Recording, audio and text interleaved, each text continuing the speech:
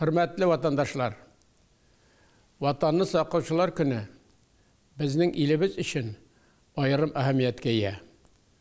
Rossiya Federatsiyasi dünyada eng zo'r ham eng boy il.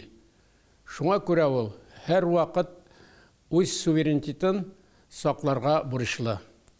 Безнең көчсез булырга хакыбыз юк. Менә бүген дә дус булмаган илләр Россияны юкка чыгарырга омтылганда, bütün халкыбыз илебез президенты тирәсенә ныклап тупланды.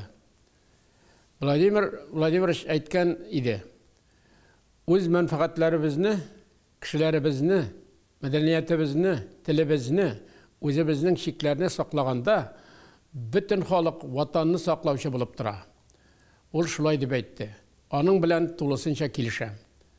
Һәр беребез үз урынында барыбыз өчен дә кадерле рухи кыйммәтләрне һәм бердәмлегебезне саклый, үстерә һәм ныгыта ала. Һәм шулай тиештә. Ватаныбызның азатлыгын, иминлеген, тынычлыгын һәм бөтенлеген яклаучы көчле һәм кыю кешеләрне ватанны саклаучылар көне белән ихлас күңелдән тәбрик итәм. Ватан каршындагы изге бурычларын үтәгәндә һәлак булганнарга мәңгелек дан. Хәзерге вакытта илебез шикләрен саклап яуга кирүчеләргә көч, куәт һәм сәламәтлек телим.